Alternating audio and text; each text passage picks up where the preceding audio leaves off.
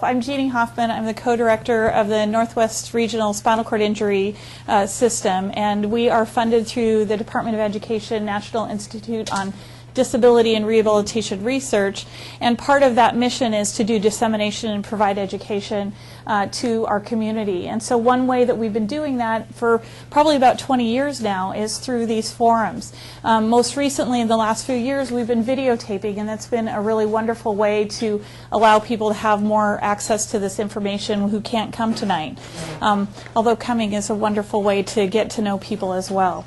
So the forums, the video recordings, and all of our online media content are made possible through that grant. And tonight we are pleased to offer a panelist of individuals with spinal cord injury and partner to share their experience of dating and relationships and how communication plays such an important part in that. Hi, I'm Aditya, and I'm a C5 incomplete. I've been injured probably around 7 years in 2002. My name is Tammy Wilbur, and I am a T56 complete paraplegic, injured 17 years ago at the age of 17. You can do the math. And that's about it.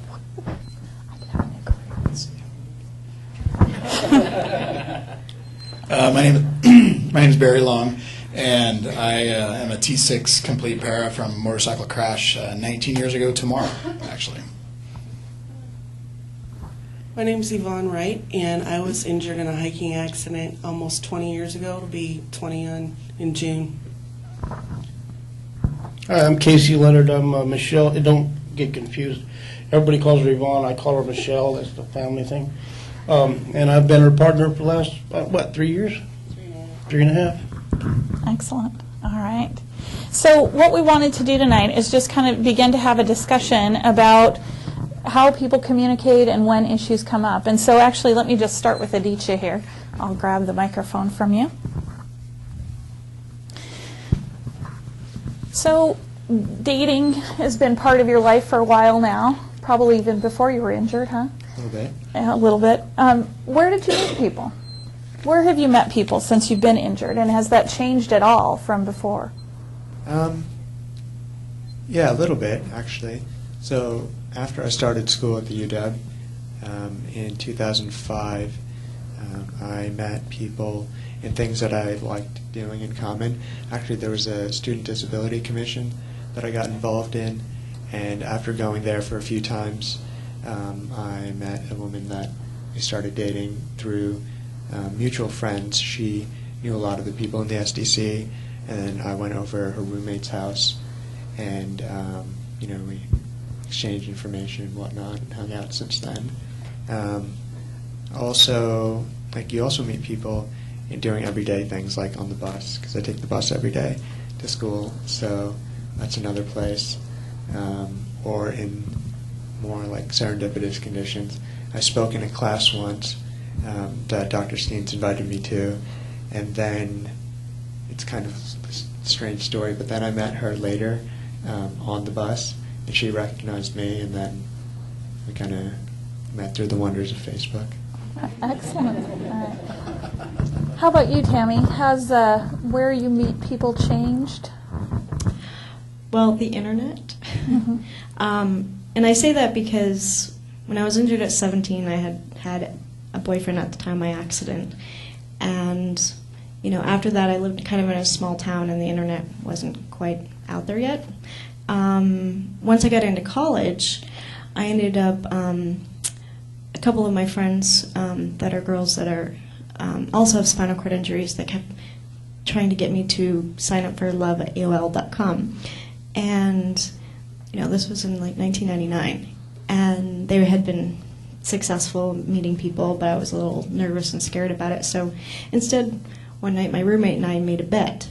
And we said we're going to sign up for love@aol.com for 2 weeks, and then we're going to pick each other's dates, and then also try to see who gets the most hits. So basically, on the last night that I was going to take down my profile, I ended up getting an email from an occupational therapist. Well, he ended up, I was living in Miami at the time, and I don't know how he found me, but he said that he had even done a local search, somehow ended up getting my profile and just sent me an email. And then that led to just a few emails back and forth. And then that led to a 1.5-year long distance relationship between Seattle and Miami. And then that went on to be me relocating here to Seattle, and we were together for 7 years. Broke up a couple years ago, just, things happen.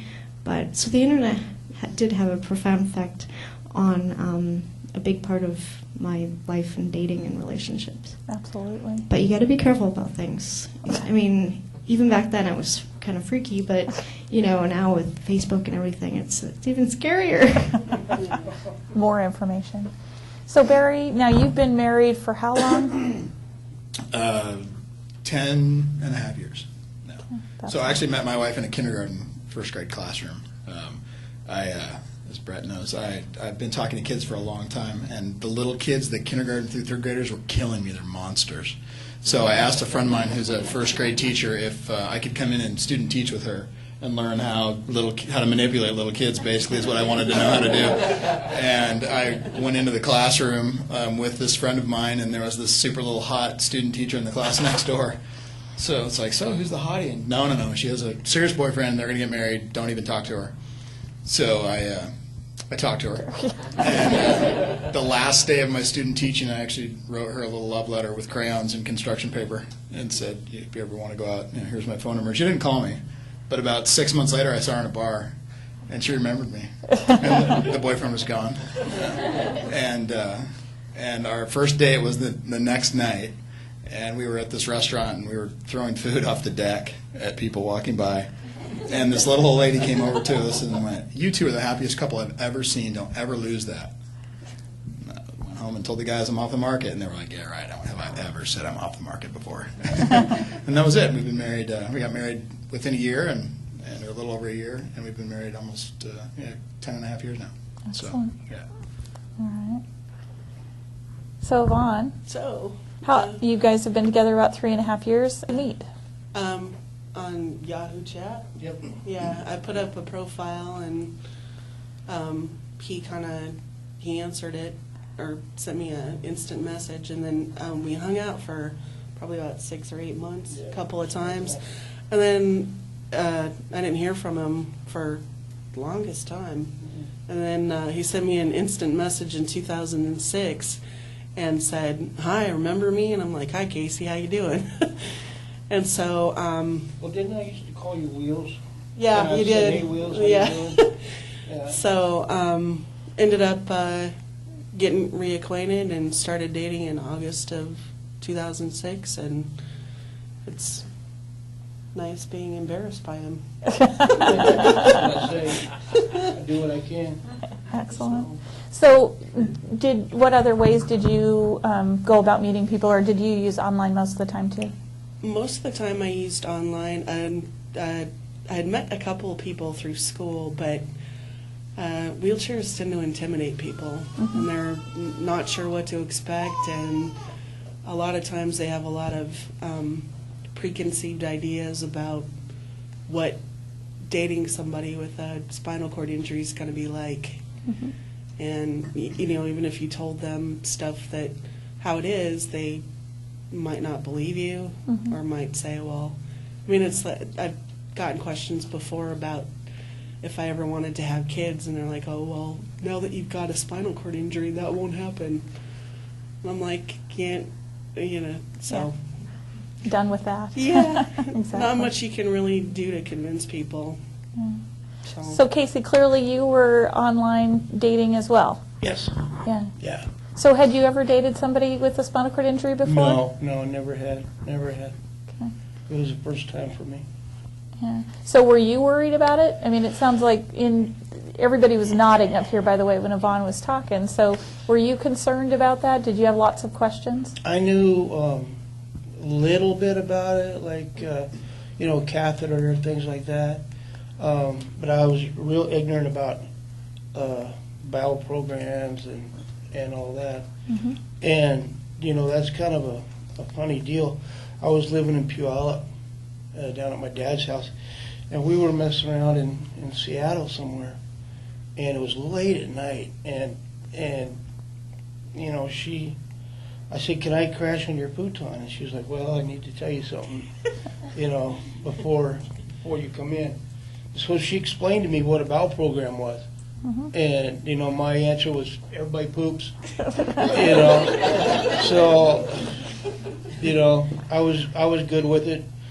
And, you know, and we just went on from there, I think. Things got easier. That broke a lot of the ice. So. Absolutely. Also, we came up with a system. Code yellow means something happened with the catheter. Yeah.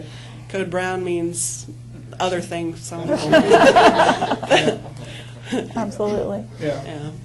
So Barry, when did those bowel and bladder and all those discussions come up for you? Well, I mean, before I met Emily, it was, you know, it was random, just dating, because there were some women who didn't care at all, and some cared a lot, and you never knew what you were, you know, who. And I dated a lot before, just trying to get out and figure it all out. And I just would put it out there in the beginning. Well, if you ever have any questions, you just need to ask, because there's things that I don't even know that I should be talking to you about. So it was, and I've got a pretty open door policy. It was, hey, you know, if you want to know, then you know, ask me. And if we get in a situation where I think you should know, then I'm going to tell you. And it worked really well, actually. And it was funny because there were some, and I think, Tammy, you and I talked about this, about some, you'd meet someone, everything would be going great, and then all of a sudden it would get to that point where, there could be a spending the night situation, they'd be gone. Because then that wall they would be afraid of stepping over. And some didn't care. It was just like dating. I mean, it really wasn't that much different in terms of the attitude of everybody's different, and some will do the first night and some won't. You know, it's that same kind of joke. But with Emily, it was right away, because I really liked her from the beginning, so I wanted her to know. And she'd never even really met anybody in a wheelchair before. So there was actually a couple of nights of tears that she was crying because she felt bad about how she was going to make me feel, because there were certain expectations there that were different, and she didn't know how to deal with that. And we just talked through it. I mean, that open door, hey, if we have to talk about it, if you need to know, because there are things that I don't know that you need to know, but you have to ask. So we really worked through it. The first few months were, you know, not tough, but, you know, I all of a sudden I'd know that she was wanting to know something, but she wasn't going to ask me. You know, and actually, and I was just telling Steen, when we were first dating, we went to one of the UW sports panels, and it was the one that was outside, and there was a whole bunch of booths and everything. And I had taken Emily because I wanted her to see some of the equipment that I had access to, the snow skis and the water skis and all this stuff. And it was just kind of bragging about the fun stuff that I like to do. And she ended up talking with Dr. Steen's half the show, and I was wandering around looking at the equipment, and she was over there yapping away with him, and I didn't know what about. And it's like, oh, they really hit it off. Maybe they know each other. And we got done, and she had this little smirk on her face. Well, they had been talking about having children the whole time, and I didn't realize that I was being ganged up on. And Emily hadn't told me yet. We hadn't had that kid talk yet. But he basically said, yeah, you should go for it. You know, don't be afraid of having the kids thing. Well, I think he jinxed us, because they have twins and then we have twins afterwards. So there was something going on there. But anyhow, so I blame and thank Dr. Steens at the same time, because the questions that she was afraid to ask me, she went to him. And it was nice. I had no idea I had this little support group behind me that, you know, that was helping answer some of those questions that she was afraid and embarrassed to ask me about, because she felt like it was making me feel bad. If she asked me, oh, it's too bad you can't have kids, well, how? Then that was going to make me feel, you know, littler. But instead she got to go to Dr. Steen, so that helped out a lot. Barrier right away. That's exactly right, yeah. Talk to somebody who's already been there. Exactly. Tammy, did you find the same thing, or was it different for you? For me, it was actually different. In the beginning, actually, the first guy that actually dated after my injury, I was still learning even how to cath, and no medications were working for me, so I was literally like, okay, you know, try to make these Depends into a bikini brief, kind of sexy, whatever. And, you know, and this was a person that, at the time, at being 18 years old, I was like, I would have never really, hate to be a snob, but I wouldn't have, at that time I was like, I wouldn't have probably given him a second look. But it just happened to be a friendship that turned into a date, and then he kept pursuing me, and I was like, you don't want to go out with me? I can poop my pants at any time. That's not sexy. And but he was just so persistent. And he's like, I don't care. And he goes, I already went to the library. And I was like, oh my gosh. And so I was like, okay, I gotta go out on some dates with him. And we ended up having like the best time. And then years later, he told my mom that he said, if I hadn't dated Tammy, I don't think I would have ever grown up and learned how to treat a woman. And I didn't know I ever had so much like effect on him. But for me, kind of during the years, depending on who it is, I find that I date people that are either in the medical profession, so they already like know something about spinal cord injuries, or like the guy that I dated first after my injury that they just don't care, or and I have also dated people in chairs too. So it kind of depends on who it is, but with some able-bodied men that I have dated, when I really, really like them, I do put up a wall, and I get really, really nervous, and I kind of wait for that time, and I'll send them emails with like links to articles about like spinal cord injury, bladder stuff. I was like, do me a favor, read. I'm like, Google it. And so I've done that approach, which is kind of me, using the internet as like a way that I don't have to, use that communication right up front because I don't want to scare away. So I'm like, hey, I'm going to send you a couple links about some stuff that's kind of hard to talk about. Read it. Tell me what you think. Let's talk. And that's actually seemed to have, it breaks the ice a little bit, and then I will kind of be a little bit more comfortable. And then I've always had this rule, and this doesn't happen to be with just anyone that I date, and I hope this is appropriate, but if anybody lets one out, but they fart, it's a rule they have to tell me. Or else, like, I'm sitting there thinking that I had a bowel accident, and I'm like, oh my gosh. So whether it's my friends or people that are very close to me, even some coworkers after I get to know them for a while, I used to have this coworker, and she'd be like, hey, Tammy, that's not you. I'd be like, okay, thanks, because you're sitting there and, you just get a whiff of some air, and it's like, oh my God, the first thing I'm thinking is, I gotta run to the bathroom. And, it's all making jokes about it after you do become comfortable talking to somebody. And, I do put up this wall, but at the same time, once that wall comes down and I kind of kick myself going, why do I chicken out like that? And I really sometimes I overanalyze it too much, just thinking it's going to scare them away, and I really like this person. So there's been issues, and but there has been those times where it's just been absolutely devastating and embarrassing. A first date in the movie theater with this hot guy, and I pooped my pants in the movie theater during Titanic. And it was like a long movie, and my wheelchair was down in the front, and first date with the guy, and I was horrified, and guess what? We had a second date. I felt that same way about Titanic.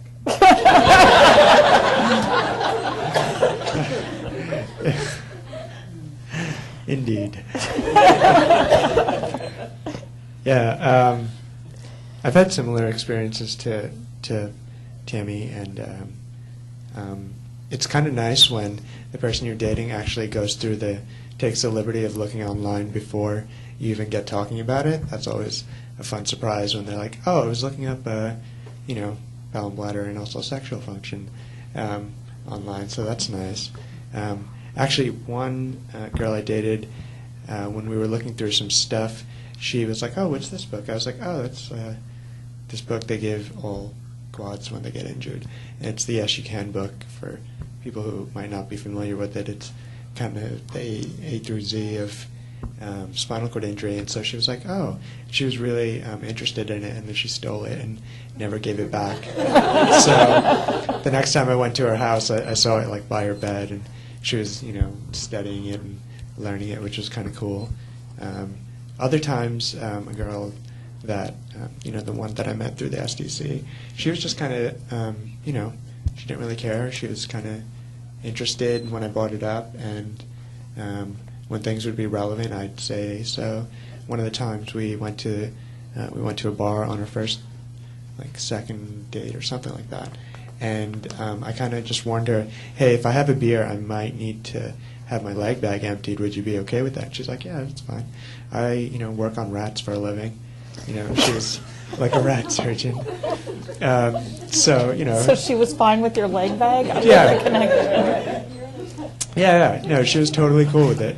And so, I think, just as it comes along, there shouldn't be a formula for bringing these things up. And usually humor is a good way to, make light of these things, because they are kind of absurd when you get a little too serious about them.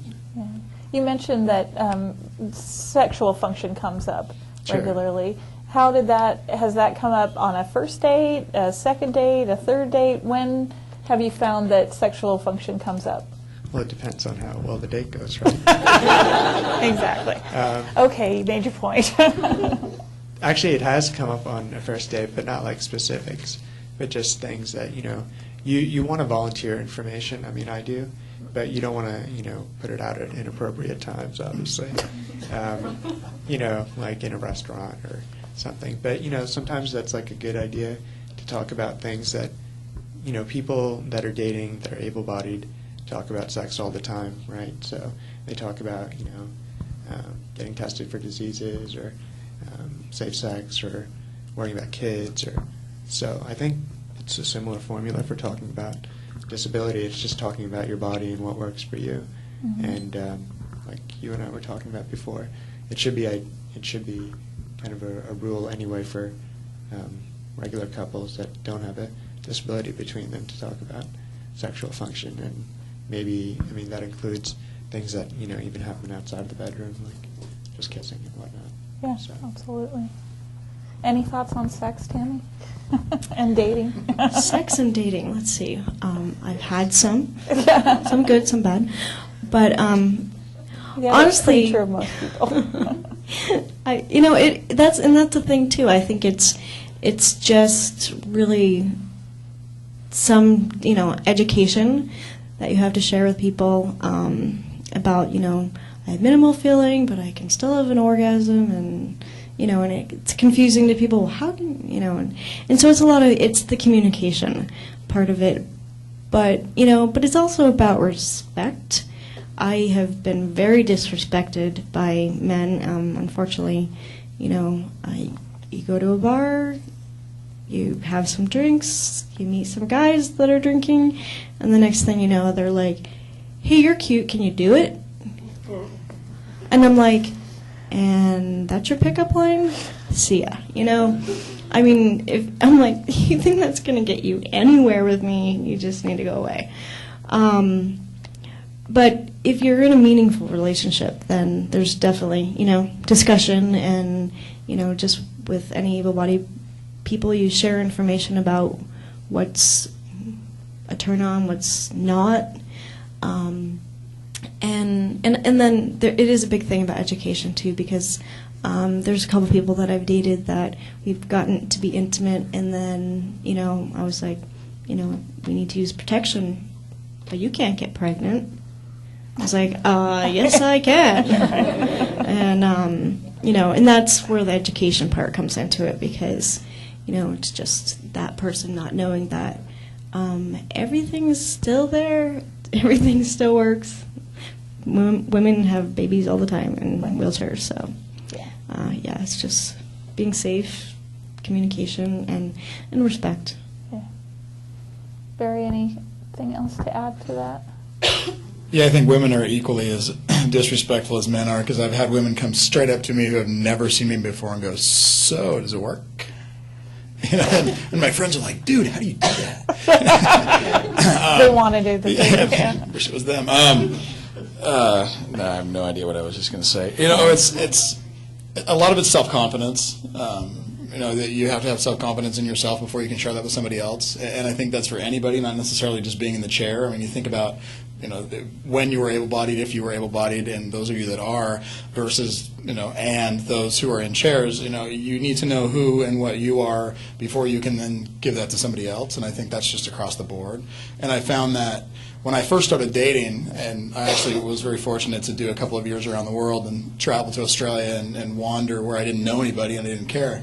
And And that was great because I got to know who I was. And not everybody has that luxury of just getting to go out and not really care about it and figure it out. But I think that that's still really important, that, you know, whether you're newly injured or whether you've been in, you know, in a situation that you're in forever, being confident inside gives you so much more power to then give that to somebody else. And then that allows that communication to be there because you aren't afraid to answer the hard questions. I mean, the very first assembly I ever did for kids, a kid asked me, a girl about this tall who was 13, asked me if I could get an erection.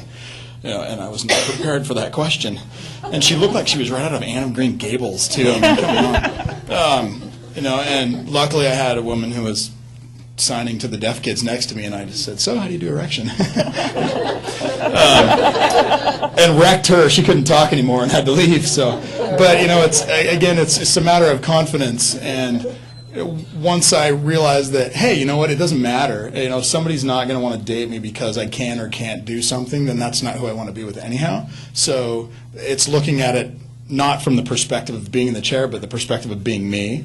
And if they don't want to get to know me because of the situation I'm in, then I don't need to know them in terms of a relationship like that. So once I got that through my head and realized, well, you know what, I'm going to meet someone who likes me for me, and I happen to be a guy who's in a chair, you know, a lot of the time, not always, but a lot of the time, that's, you know, that was really nice because then I stopped looking and I wasn't worried about it anymore. And then Emily showed up, you know, so it worked itself out really well.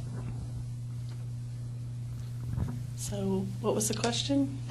Well, I think just continue on with what Barry's talking about, I think is great. I mean, what, you know, in being ready for a relationship, I mean, what got you there? What got you to the point I just figured of... that it's best to be kind of open and honest up front and say, well, this is how it might happen. Mm-hmm. Hold on. Excuse me. But, you know, there's always ways to be creative. Mm-hmm. Absolutely. Actually, I think, though, got to make the point that Michelle was in a long-term relationship when she was injured. And then that gentleman lasted about a year. Year and a half before and 2.5 years after. So Yeah, and he really couldn't stay with the program, so he left her on that for that reason. But we don't have any. We're open about everything. You know, we don't have any secrets because I can't lie to her. She knows. She knows right away anyway.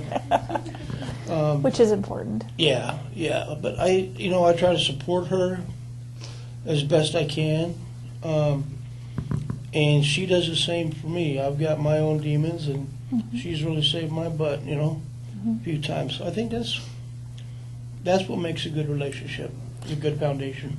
Do you feel like there's really anything different about dating Yvonne versus anyone else you've dated that hasn't had a spinal cord injury? No, she's a typical female. She's going to be late to her own damn funeral.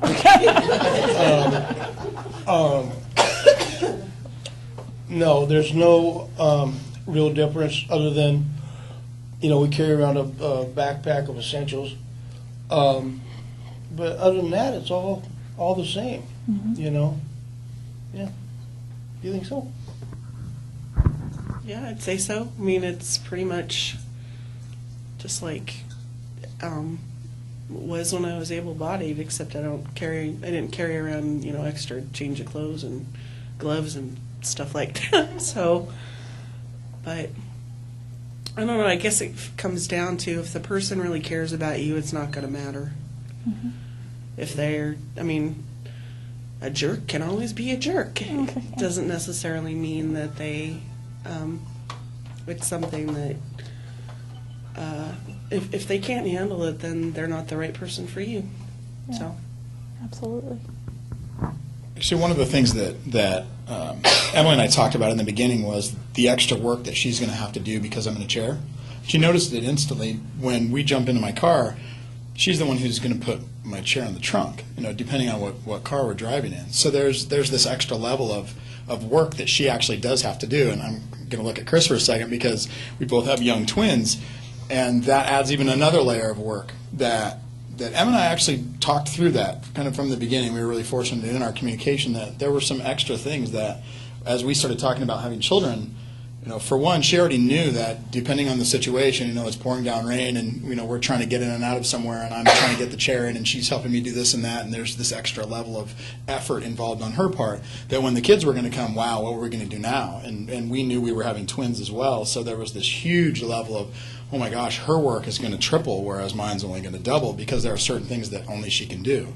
So we actually talked about from that aspect of it, even though it's part of the relationship is, all right, what can we do to make it so I can do more versus her having to do all of this extra stuff that I can't do because I'm in the chair.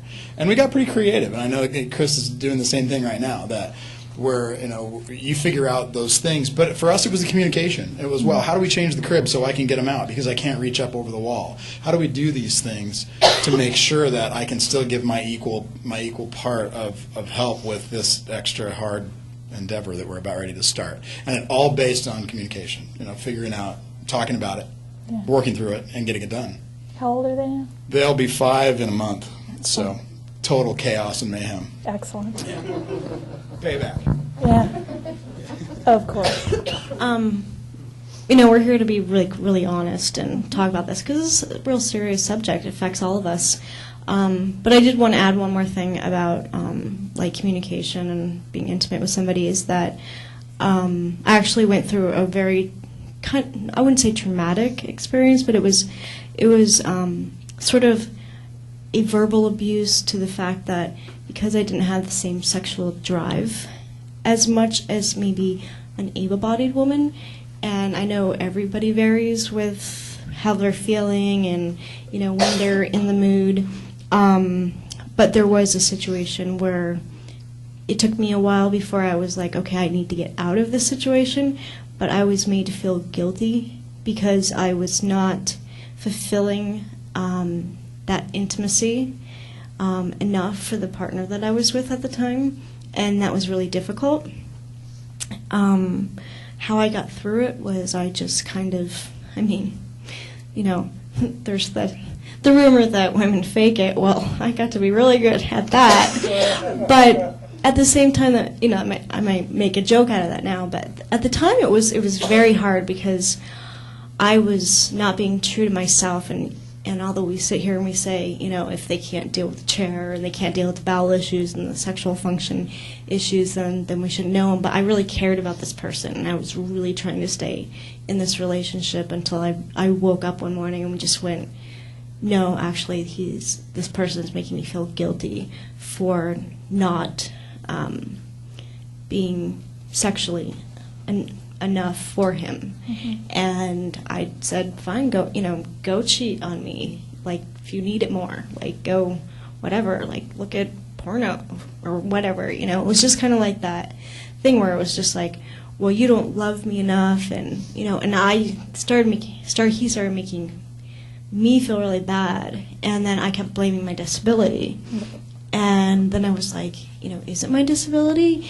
Is it me not caring enough? And so there was a little bit of that I had to deal with the guilt, and it was very difficult. I think that's one of those things that's really important, because being true to yourself and communicating well and talking to other people and knowing that if it doesn't feel right, it's probably not right, and it's not about you. Yeah. So, and like I said, it was me just trying really hard to please this person, and it was just you don't love me enough, and it's not, you're not intimate with me enough, and why is that? It's your disability. And then I would believe that. Mm-hmm. And so, there's a, it's kind of hard for me to discuss but it's been long enough to the point where I've dealt with it. Right, which is good. Yeah. Which is good. And I think that's important to share. Yeah, thank you. So Aditya, Barry brought up the idea about his wife having to do some extra things. And I'm just curious about, I know that you have caregivers. I do. So how has that worked in relationships and dating, having caregivers? Well, it has led to additional stresses, not really for me as much as it was for my partner. And the reason is I've gotten used to having caregivers come in the morning, get me out of bed, and help me in to bed. And so it wasn't really a new thing to me, but for someone who's just starting to date you, it's kind of weird when, you know, you're sleeping over or something, and then someone knocks on the door and is about to come in. So, you know, you have to like think really creatively about what you're going to do about these kind of situations. Like a door lock is really nice. You know, you don't think about these things until Tie on the doorknob, maybe? no, but like the lock is really good. Yeah. It's a good investment, and or you know, calling your caregiver and maybe making arrangements where they call you and see if you're ready or whatnot, or you can call them. You know, if you're lucky enough to have them somewhat available during like a period, so you're not on a set schedule. Because I mean, you get used to these things, but when they're pointed out to you, not only does it call into question things from the caregiver, from your partner's perspective, like, oh, do I have to get used to like someone helping you into bed, or maybe I could do it. You know, for me, for example, it's pretty easy to just do a transfer into bed and then hook up my leg bag, right? So that's pretty simple. So I've had, you know, girlfriends that have done that, you know, when they've slept over, and so we don't have to worry about going to sleep at a certain time. We can stay out really late or whatnot. But other things that it could also have, you know, recently I had this situation come up where it's really stressed out my partner, and it's kind of called into question things that I took for granted. You know, kind of like rubbed raw some wounds that I thought I dealt with, you know, many years ago when I was first, you know, learning to cope with the injury. And so, in a sense, these things are, you know, they could be irritants to things you haven't thought about in a while. But really, I think they're not insurmountable, especially if you're with someone who wants to understand, you know, who cares about you and understands that obviously this isn't, you know, the ideal situation. You're not doing this because you'd like to, but, you know, you're doing this so you can get out of bed in the morning.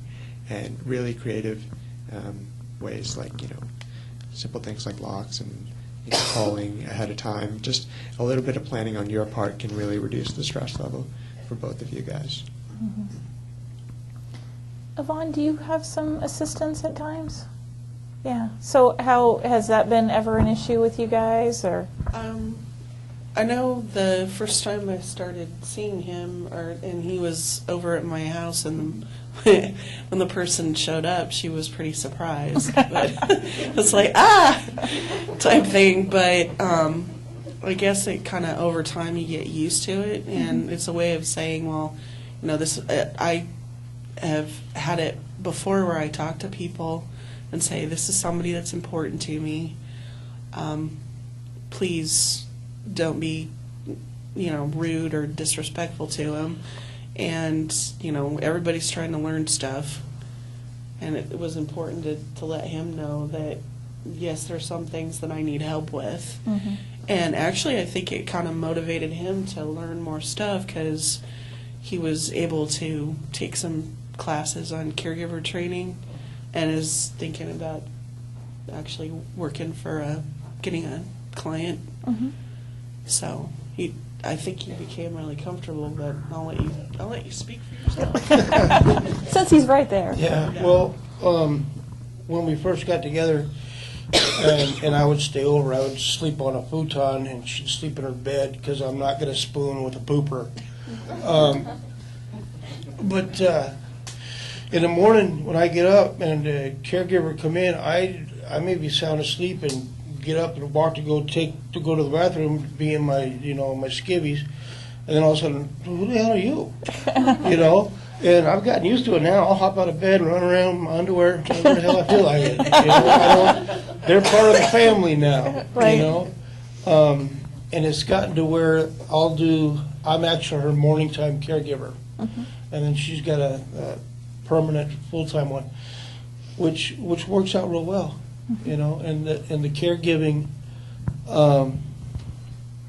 you know, at times it can be difficult. She is so independent.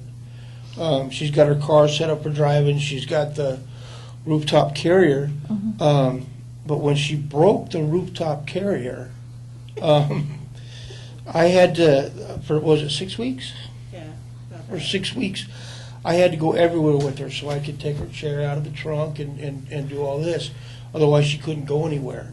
And I realized how much of a pain it was for her, And it's just makes me kind of appreciate that I got everything working. It really, really makes me grateful. Yeah. Yeah, we remember that. She was frustrated. Yeah.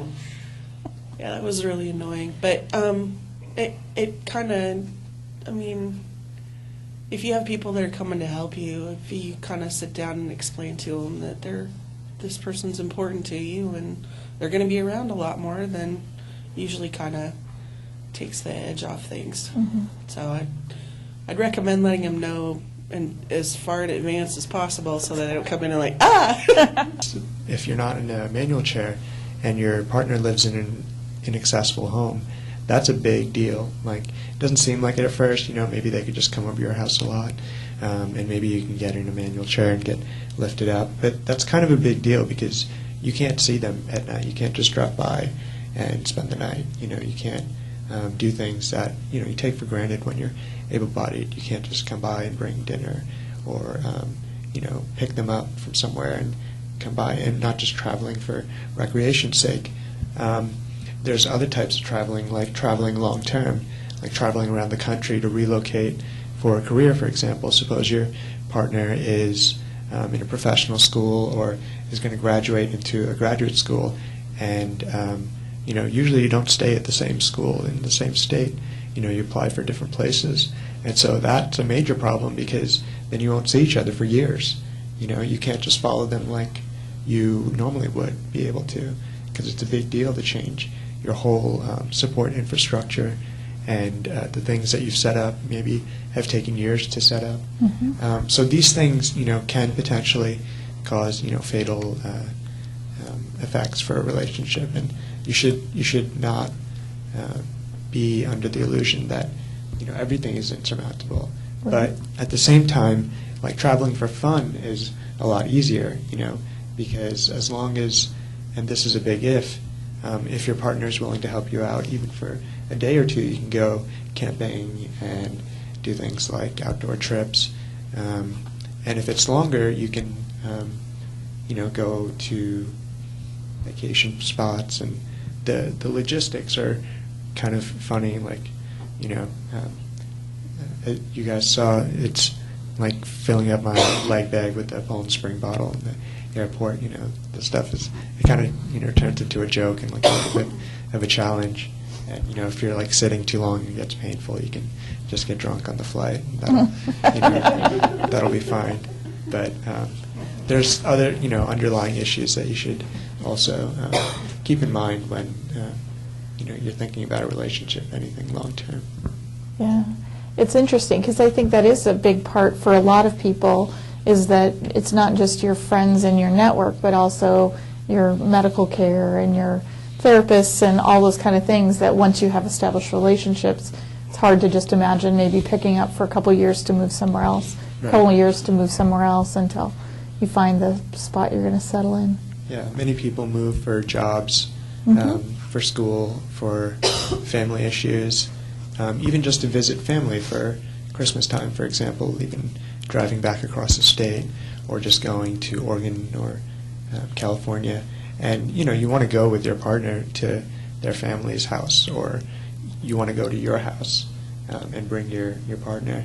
And, when they're not there, it's like you're a spectator in their life, and that could be really painful for both people. And so these are things that, you really have to think about and find creative ways to deal with. Yeah, absolutely. I was just going to add something about dating other people with disabilities. I have, and actually, not to say that I haven't enjoyed dating people with or without disabilities. It just, for me, it's just whoever I'm with and whoever happens to be in my life at the time. But a couple of the most fun the best dates I've ever had were with somebody in a chair, because for me, we had we would have more fun because it would be an adventure, you know. And I've had people say like, "Gosh, why would you want to date somebody in a wheelchair? Because it's that much harder." And I was like, "Do you know how much we laugh about?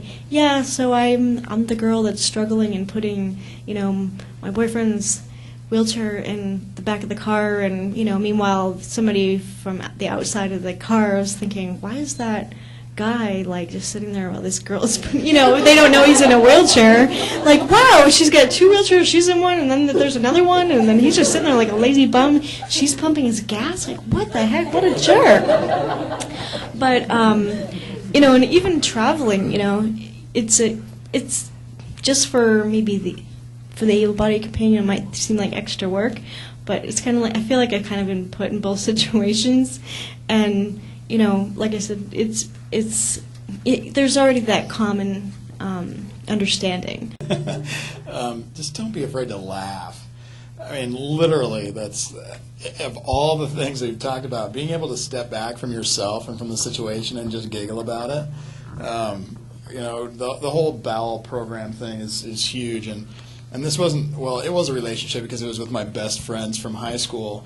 That right after I crashed, you know, they didn't care, I didn't care. You know, we went to the you know, Lollapalooza festival. We were in the parking lot with Pearl Jam and Soundgarden, all our favorite bands were playing, and I crapped my pants in the parking lot. And it was a bad crap my pants. And you know, when you're 2 months old and you do it, it's, you know, cute and you wipe it up. But when you're 22, there's nothing cute about it. And the thing is that all the porta potties were, you know, this big. And all of my friends had been drinking slightly. And instantly, they all knew, because it's pretty obvious, you know.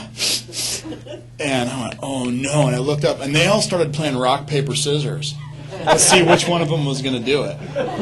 And the next thing I know, they were lifting me up on the hood of my Mustang, and they changed me in the parking lot of the concert right in front of everybody. And guys are mean, dude. It's cold out.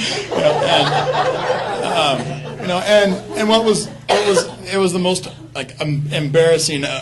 I can't even begin to describe, but we were all laughing so hard at what had just happened that when it was done, there were people in the concert going, "Dude, we saw you getting changed on your car. That was awesome. Your friends were so awesome that they took care of you like that."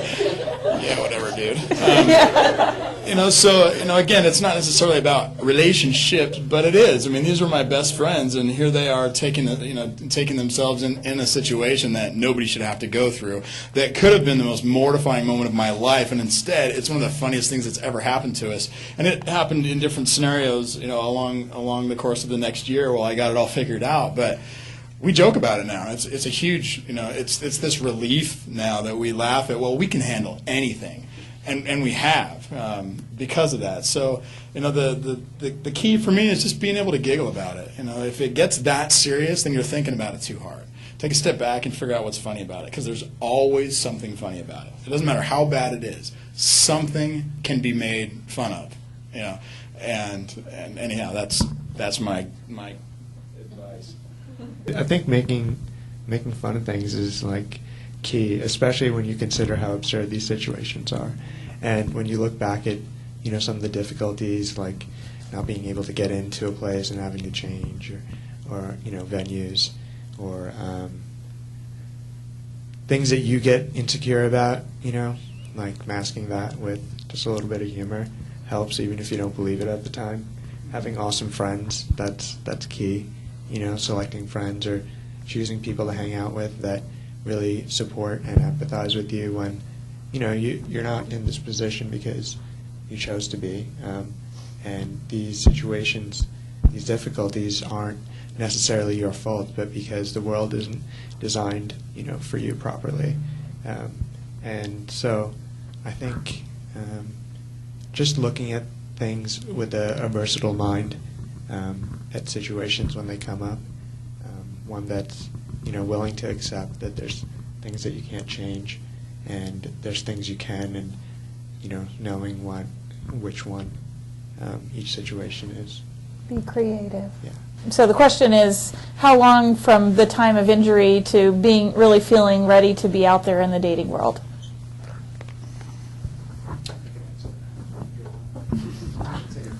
Yeah. He's a wise man. It's not that long ago for me. when I was in the hospital, I was in a lot of pain, and I had a Foley catheter at the time, that went through my junk, and it didn't feel very good because I have sensation all over, but it's mostly pain and discomfort below. And so, it didn't feel good when nurses would clean down there, and I had a lot of pain in my feet and lower extremities. And so I was like, this is awful. Like, no one's ever going to touch me again without it being excruciating, and like no one's even going to be like interested in me.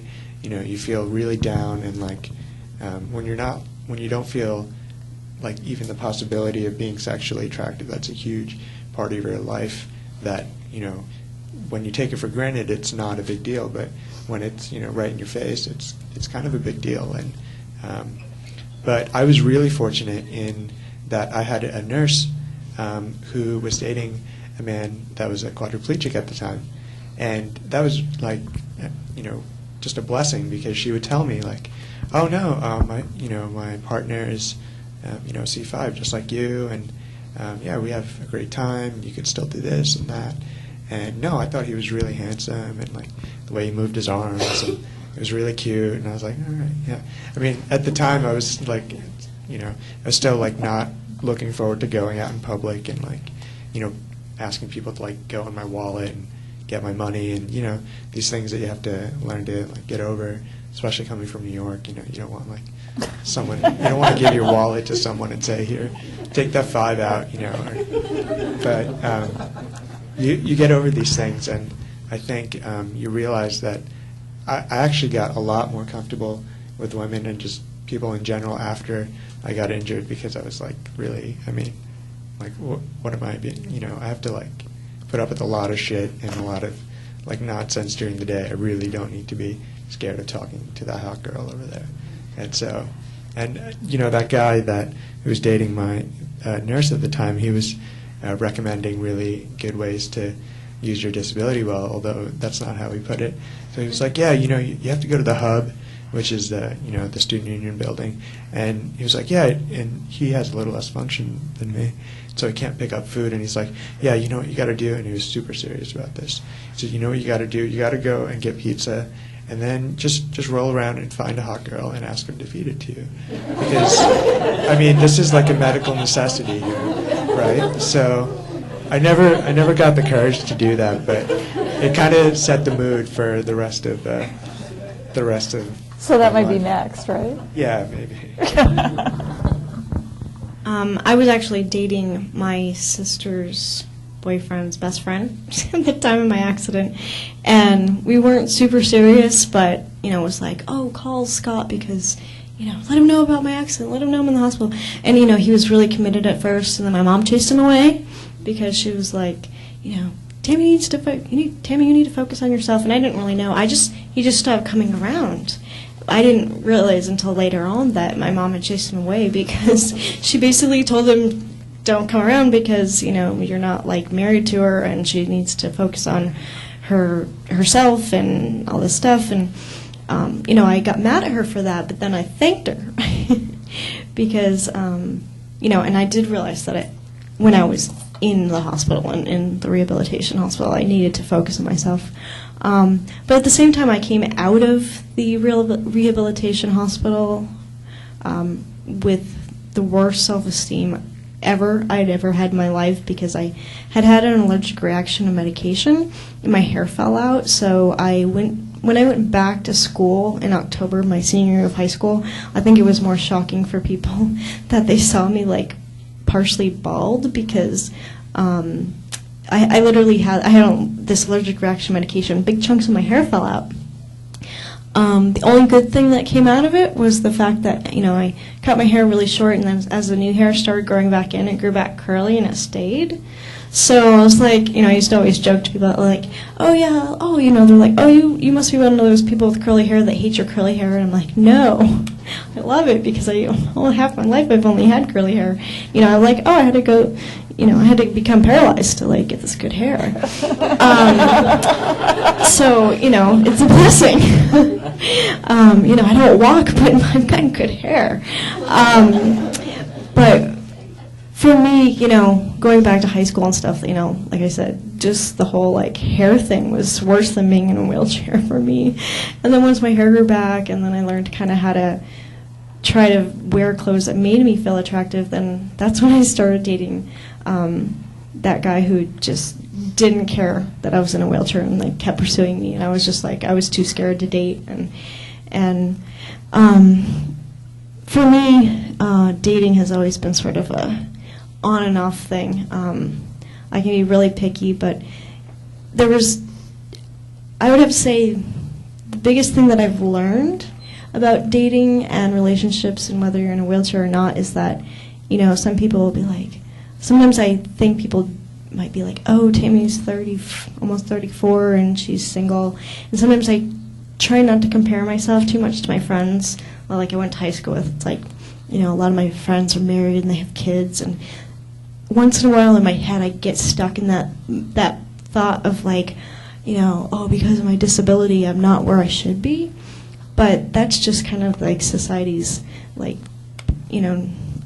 expectations that you're supposed to get married, you're supposed to have kids. But now that all my friends got married and I see them in these unhappy marriages, it's stressful enough, but for me, I really think that I'm a strong, independent, single woman, and I'm proud of it.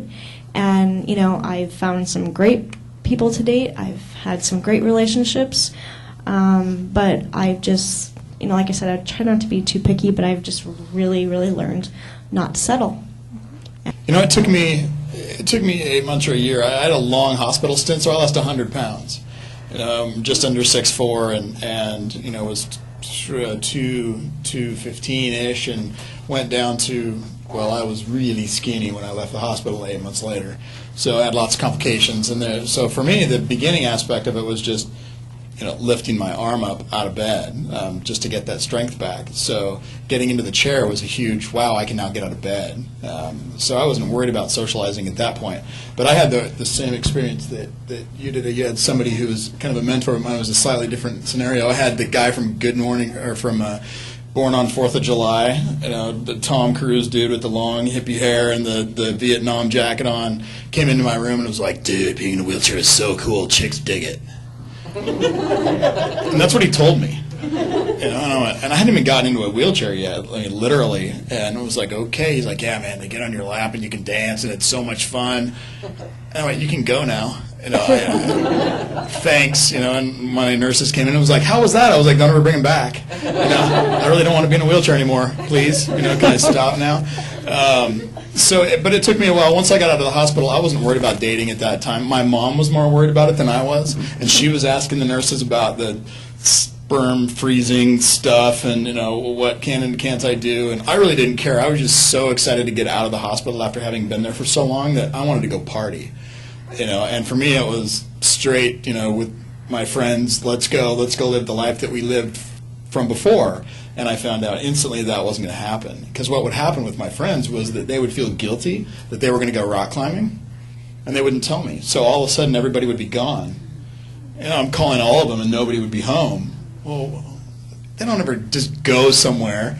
So it took a while for me to have to convince these guys that communication, I don't care if you guys are going to do something that I can't do. Just let me know so I'm not wandering around looking for you. I'll go find something else to do. And then that kind of led to socializing in itself. But to specifically answer your question, it was a good year or so before I was really starting to get confident enough that, I was looking at this trip. I had set a goal for myself in the hospital. I was going to move to Australia. And, I went back to school and did this stuff. And, it took me a little less than, 3 years. And I landed in Australia from laying in my hospital bed.